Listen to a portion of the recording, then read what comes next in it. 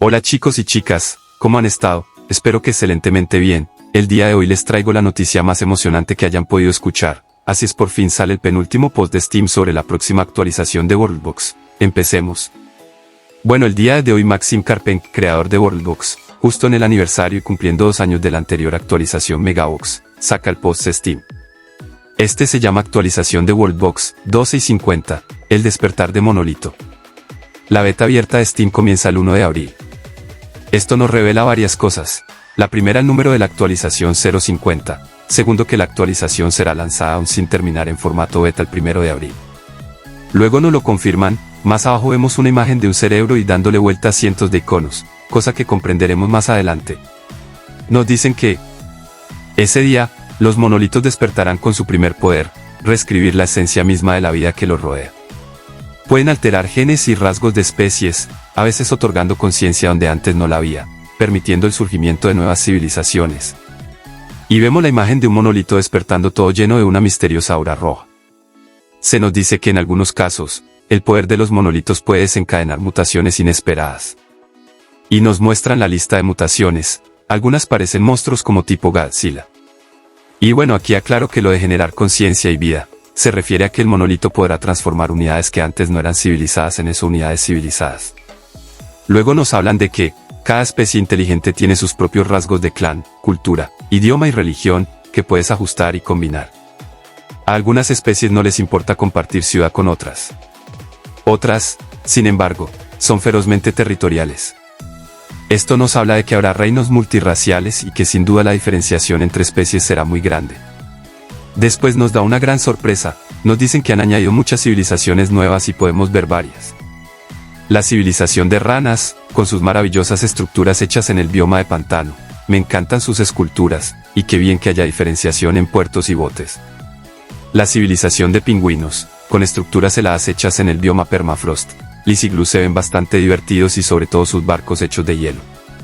Y por último la civilización de druidas, la que podemos ver está en el bioma de tréboles y se inspira mucho en la cultura irlandesa.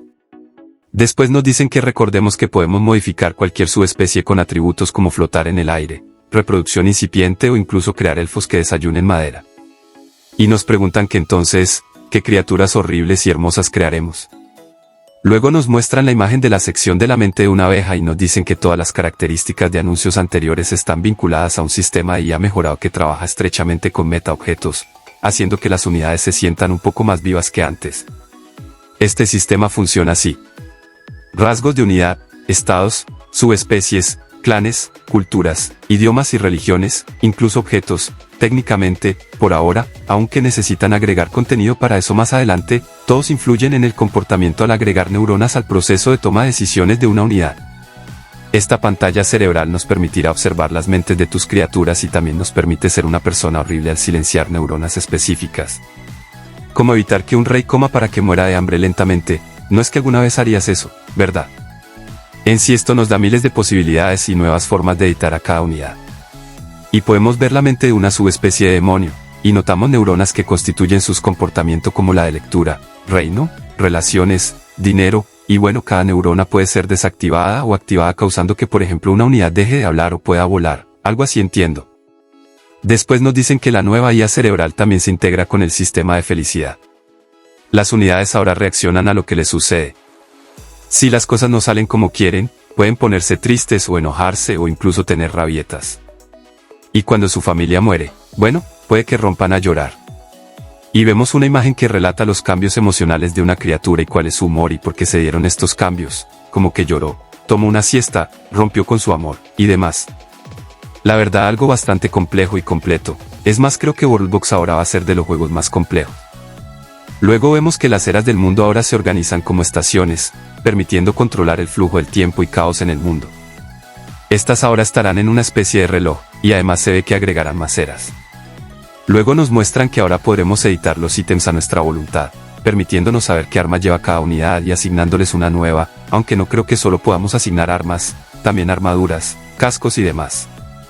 Esto también viene con un poder denominado lluvia de armamento que será como una lluvia de rasgos, permitiendo asignar armas fácilmente. Después de esto nos hablan de que, con tantas especies nuevas, necesitamos muchos generadores de nombres. Así que crearon un juego Las culturas ahora tienen una nueva pestaña llamada onomástica, que controla las plantillas de nombres para unidades, familias, apellidos, clanes y ciudades. La verdad se ve algo súper complejo porque veo de todo tipo de configuraciones, pero ellos nos dicen que con el tiempo nos acostumbraremos, que no es nada difícil. Por último nos dicen del bioma de paradoja en el que el tiempo transcurre de maneras anormales, pasando 2 años en un parpadeo y supongo que igual el tiempo se puede devolver. Y nos dicen que falta una gran función muy divertida que solo se revelará el 1 de abril.